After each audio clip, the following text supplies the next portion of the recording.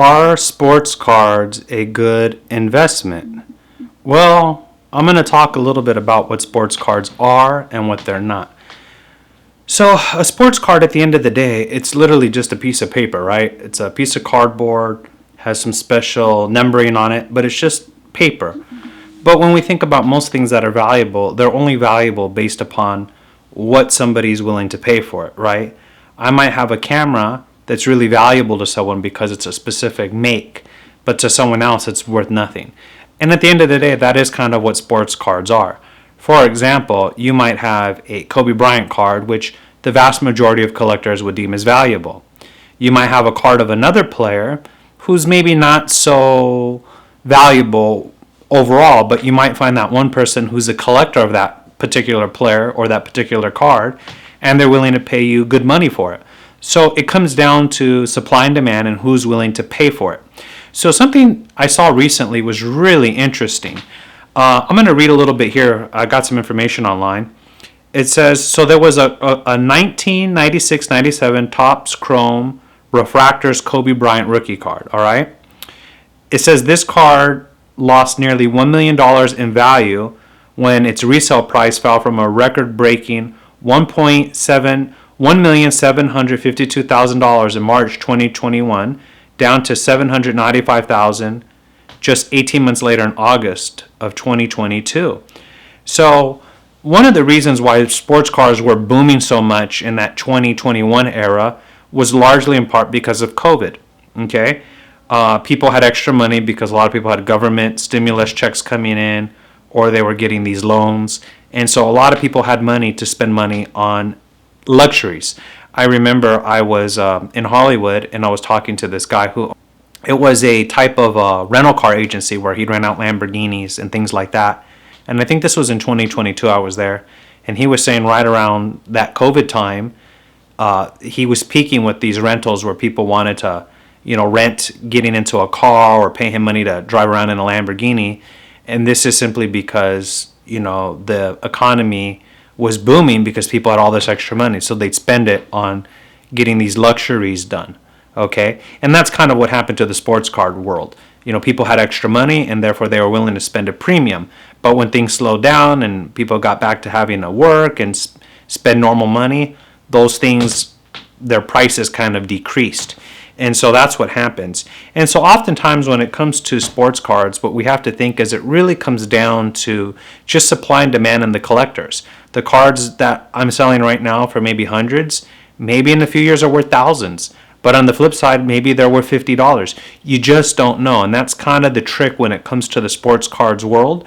So if you're treating the sports cards world as your only business, I would suggest you really study it, study market trends, study what makes a card valuable, because at the end of the day, just like any business, it could be valuable today and it could be worthless tomorrow. Or it could be worth a little today and it could be worth a lot later down the road.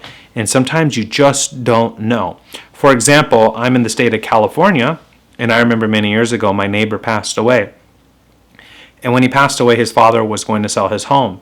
And I remember the father wanted something like around $500,000 for that property.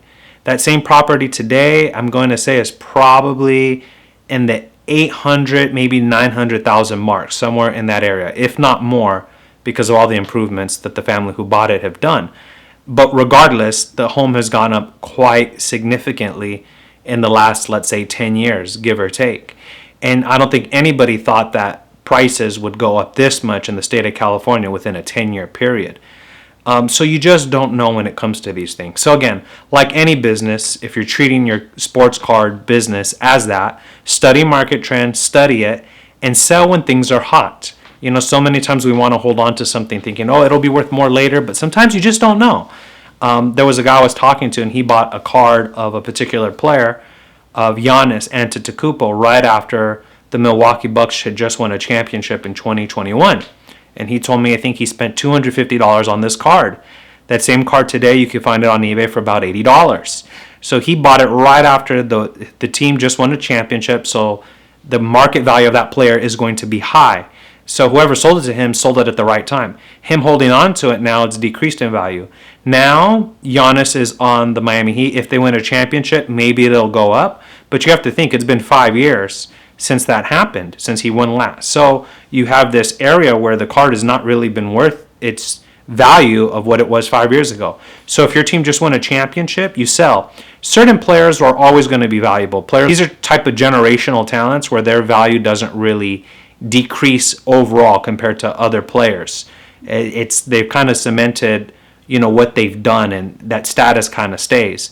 But when it comes to other players, for example, like the New York Knicks just won, maybe you have a Jalen Brunson rookie card and it's worth a lot. Now would probably be the time to sell, because if the Knicks don't win next year, which I don't think they will personally, but I could be wrong. I'm just a man, just like all these sports athletes, players are. His card value may go down. So right now he's at a peak where his value is really high, so now would be the time to sell. And at the end of the day, we don't know. We're human beings, whether you're a professional athlete or you're me, we're all just men. We're capable of making mistakes. We're capable of error. We're not supreme. And so do your homework and make sure the research you're doing on your card value is appropriate, because you just don't know. Thank you so much.